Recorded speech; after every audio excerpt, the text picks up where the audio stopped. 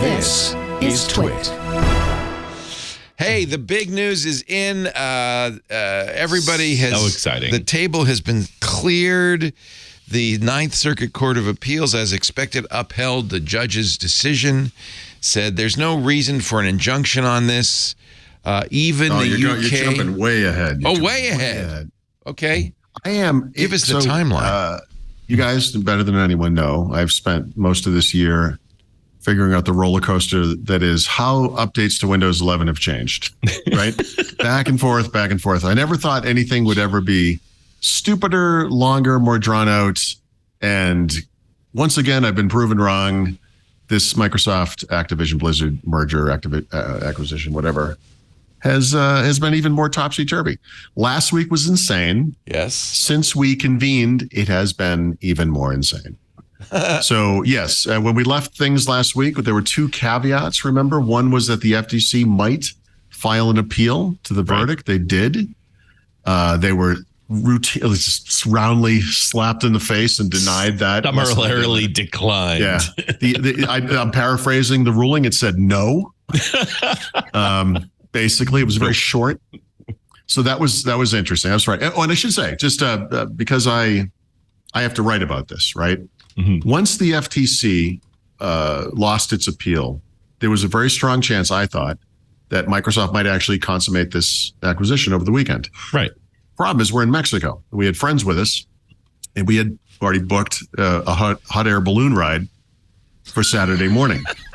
So I brought a laptop. And if needs be, I would have written a story. Filed from a balloon. From the gondola. 3,000 feet above Mexico the Aztec City. Pyramids outside of Mexico City. That's not what happened. But too bad, because that's a great dateline, I have to say. Great story. Right. So don't doubt my dedication. The reason we thought it would happen is that there was a breakup fee on the 18th, right?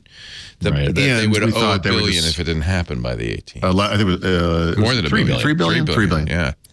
So yes, we got the July 18th date coming up, which is the break, the end of the deadline, which was yesterday as we record this. But we also have the UK CMA, which has been like just kidding, and then backstep, and then just kidding, and they kind of keep going back and forth.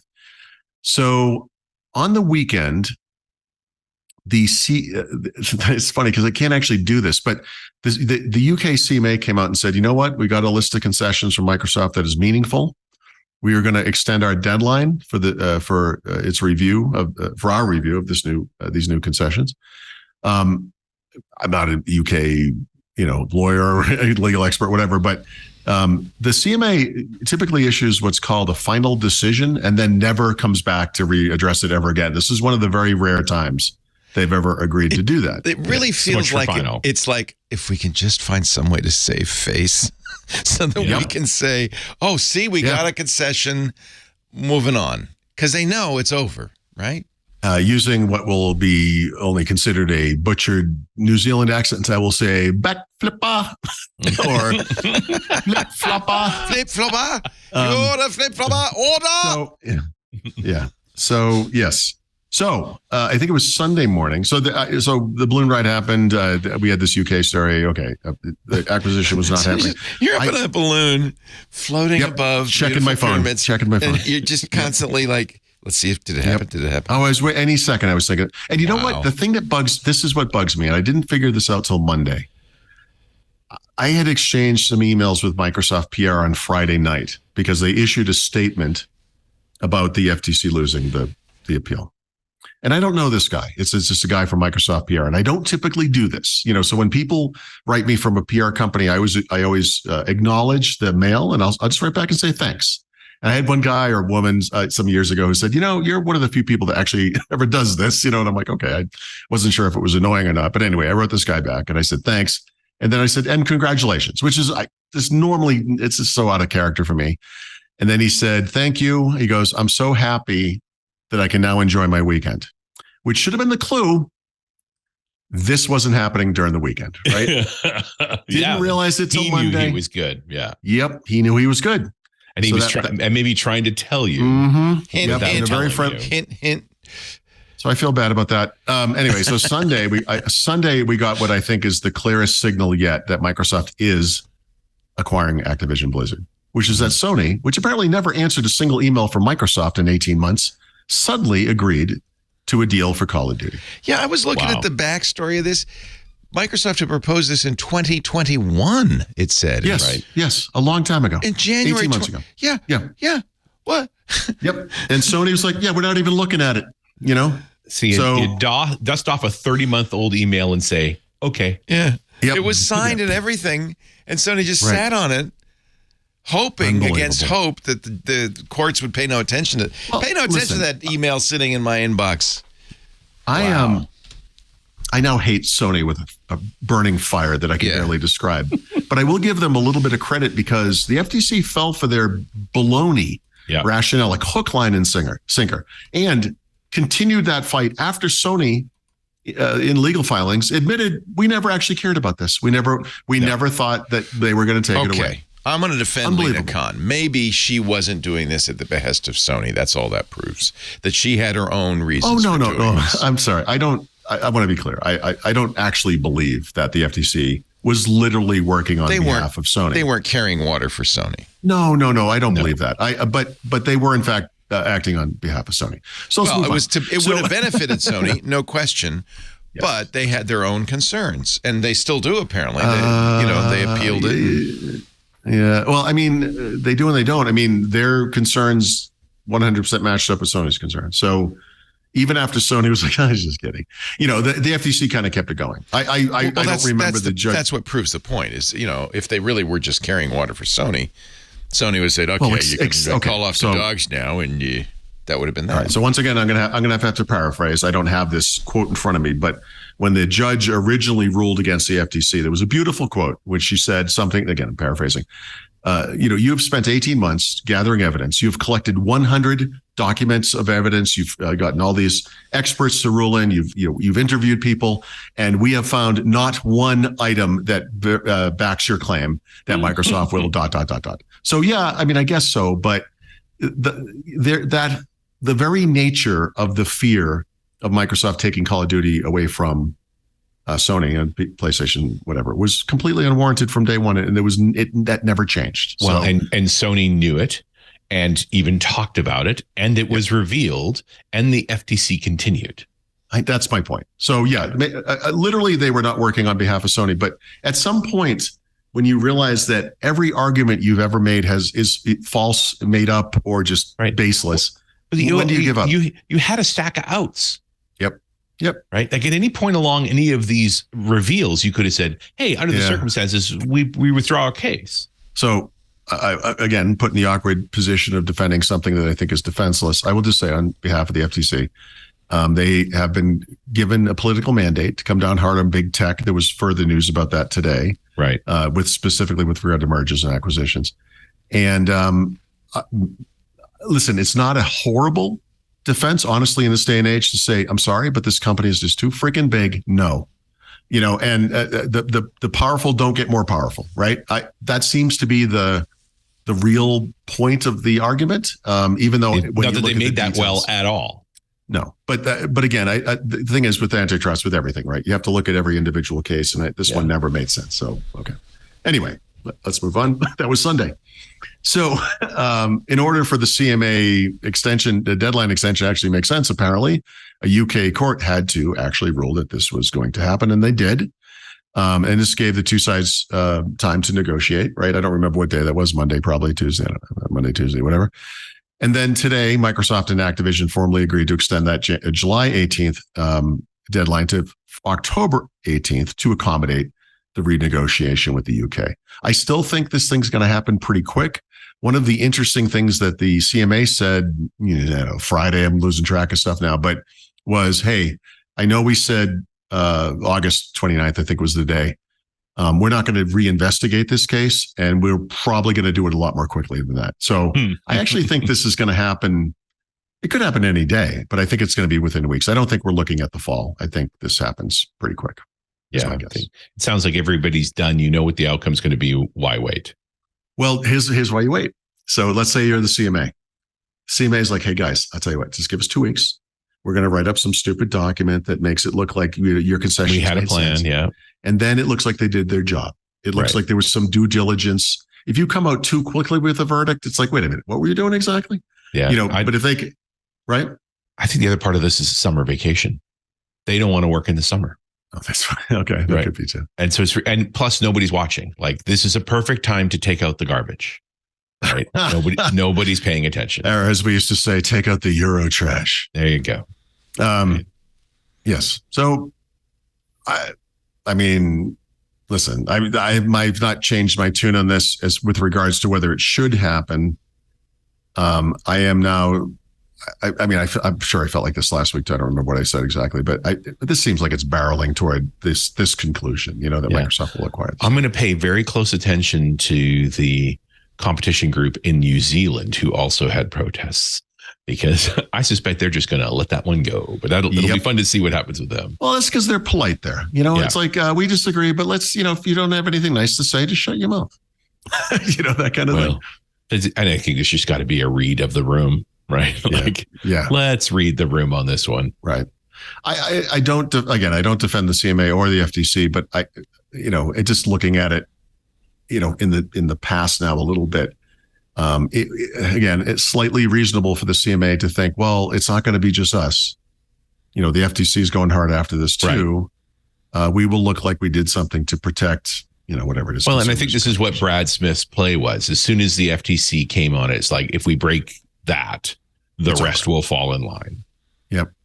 And I would argue that was more true before the FTC became as crippled as it's been. Like, there used to be a time, just not that long ago, but generally speaking, when these American groups, and it's not to say the FTC, the FDA, the FAA, like, they were the world standard. When they said the thing was fine, most countries signed on at that point. Yeah. But they've all been weakened.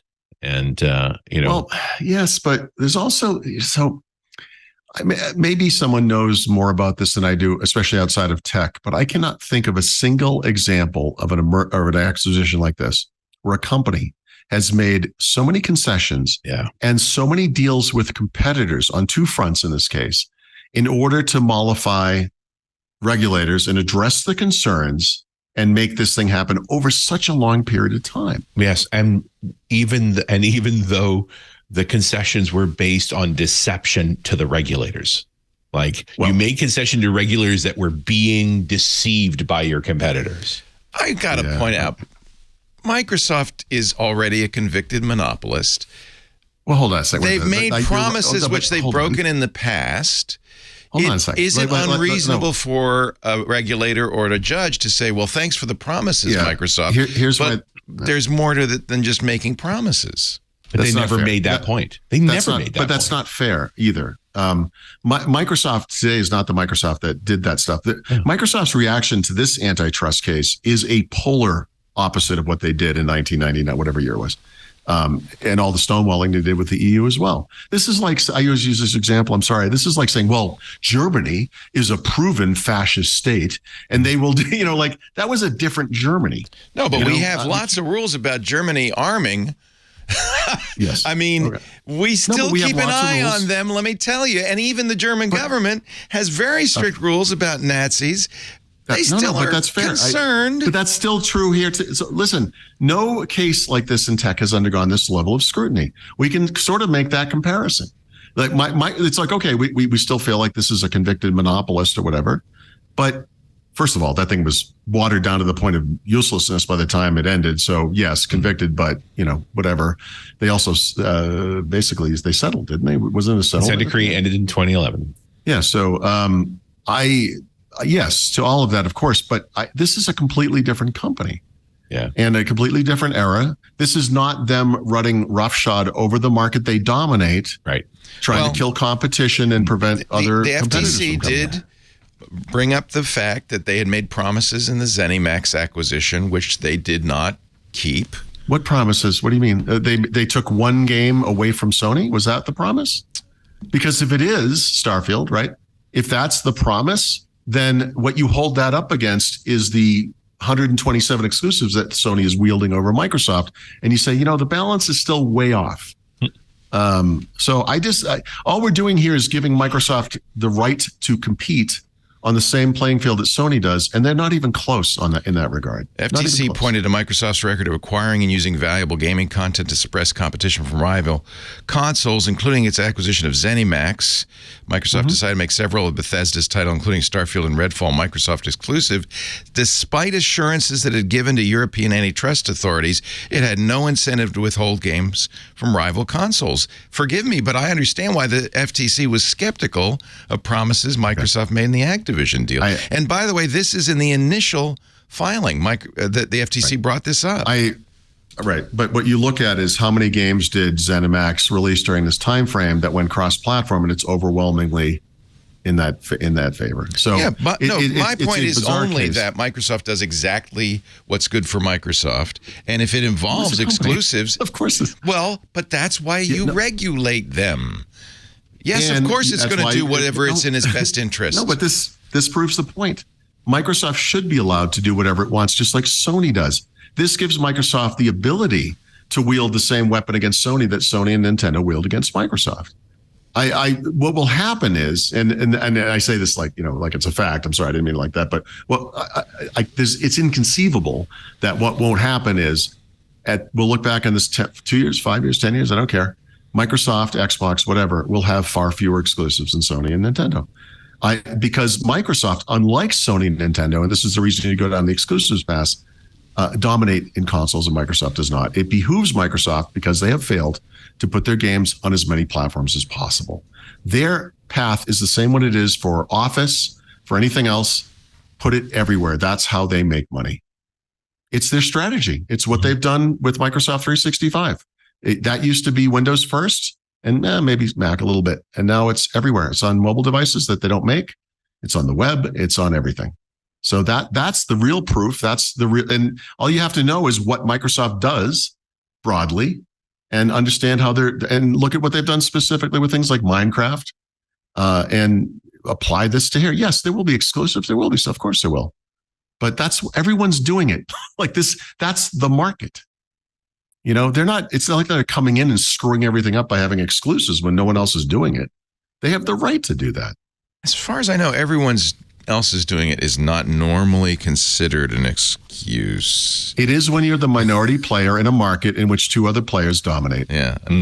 And apparently the judge considered that. Yeah. They're not the monopolist here. I just find it interesting to find an American institution defending non-American companies. Right. From an American company. I think it's a mistake to say they're acting on the behalf of Sony. They're acting we literally don't mean it that way. Okay. But the net effect is a Japanese company is protected, which, by the way, is running roughshod over this industry and needs to be investigated. So, yeah, I mean, no, I don't think the Sony and, the FTC will in a corner somewhere, but their defense is lined up 100% almost, and we're equally stupid and proven false. And Sony is just trying to do what Microsoft was trying to do back in the early 90s, and maintain their dominance by abusing a smaller competitor. They've been doing it for years. That's all. All right. I just want to step in and defend antitrust regulators, because I think they're doing God's work. Actually, on that note, please, I think it's important to note, regulation of big tech is one of the most important issues of our era. We will talk about, well, it's not really a big tech thing, but like I said earlier, though, you have to look at every case, right, individually. This is one case where I'm like, I never saw. There are so many important fights, and this is not one of them. Yeah, when the FTC sued the Blacklist in December of last year. I wrote an article called "Hey, FTC." I had an awesome picture of a girl like with a screwed up face. Look it up; it's beautiful. And it was like, you're kidding me. All of the ongoing abuses happening in this industry, from Amazon, Apple, Google, Meta, and this is what you're going after? The thing that will not reshape an industry in any way, shape, or form? Really? Oh, they went after Meta, and they lost, unfortunately. What did they go after? I mean, well, they went after their acquisition of Within. That's the. What they should be going after is what the EU is talking about: is their abuse of social media and their acquisitions of things like Instagram and WhatsApp. I agree. Really, the privacy issue is a huge one. Yeah. Yeah. Unbelievable. I don't know if that's. I don't know if that's within. It's too big of a fight. I think they looked at this. I don't think they have congressional support. That's the problem. Yeah. Okay. I'm 100% antitrust and the need for regulation. 100%. This case, no. Yeah, I don't know how much is antitrust and how much is just needing regulation. Yeah. But hey, you know what we could do? What? Talk about Windows. People get mad. They say that's the Xbox segment again. It's going on and on. This is Microsoft. The biggest thing going on in the Microsoft This is the biggest world. story of the year. It's not an Xbox This is a story. $70 billion acquisition. This is business. Have there been other tech acquisitions of this size? I'm trying to think. I know it's the biggest Microsoft. I'd have to. They offered $21 billion for Yahoo. To put it in perspective, a quarter. Oh, that's not. Yahoo doesn't even make the top. 7 or 8. What did they pay for LinkedIn? Not that much. 8. No, it was in the. it was under 10. No, it was Same with GitHub, right? Okay. I have this. Oh, I haven't published this article. I'm sorry. I looked up the top Microsoft acquisitions at one time. Even Nokia doesn't make the top 5. It was like $30 billion, right? Nokia, no, that was like 7.8. I think. Really? Is that all? Wow. Yeah. I think it literally is a standout by itself. Like I don't know. At $26 billion for LinkedIn, that was the largest deal. Yeah, that Microsoft had done. I'll just look until this one. Where is this thing? I haven't published yet. So, biggest Microsoft acquisitions. I think it's LinkedIn for 26. Yeah. Why can't I find this? And now LinkedIn was 26. That sounds right. Yeah, that rings a bell. And now Activision big. But even overall, like the Dell EMC deal used to be the largest deal at 67. I think the Activision Blizzard was slightly bigger. By the way, now that I know someone wants us to move on, let me add an additional thing to this. So I've also not because I don't listen to people when they say move on. No, that makes me dig my heels in and do more. No, I will not be bullied. So one of the things I'm looking at broadly is how Activision Blizzard will impact Microsoft, right? And one of the obvious ways you look at it's only going to be one of several things in this article eventually is just financials, right? And so it's an easy thing. Activision Blizzard just released their most recent earnings, so this does not include that. But the 4 previous financial quarters, Microsoft and Activision Blizzard will probably be put inside of more personal computing. This is the business unit at Microsoft that has Windows, Xbox and Surface, and HoloLens, not that anyone cares. And that is the smallest of the 3 business units at Microsoft. It has been there for a couple of years now, probably. So if you just say, look, pretend it was part of Microsoft, we're going to take all the revenues, all the profits, throw it into more personal computing, except for the holiday quarter, which is when video games go gangbusters. More personal computing is still the smallest Microsoft business unit, which kind of cuts to my point of, it's a big deal. It's $70 billion. But as far as changing things, this is one indication of how, honestly, Microsoft's cloud businesses, which are Azure and all of the Microsoft 365 stuff, which constitute the biggest chunks of the other 2 business units, are still bigger. So, except, again, for Christmas. So I just think that's kind of interesting because, and then when you compare it to Microsoft revenues, right? I mean, we're talking about a company, Activision Blizzard, that makes between 1.5 and 2.4 billion in revenues per quarter. More personal computing, again, the smallest business unit in Microsoft is 13 billion, 14 here and there. Just that just that 1/3 part of Microsoft is, 7 times as big. So, big acquisition. But compared to Microsoft, this is like eating a goldfish, financially. This episode of Tech Break is brought to you by ACI Learning. ACI Learning's Cyber Skills is the newest training tool for employees, especially non-IT professionals. Flexible training covers everything from password security and phishing scams to malware prevention and network safety. Try it for yourself, then bring your team along. Fill out the form at go.acilearning.com/twit for a free 2-week trial.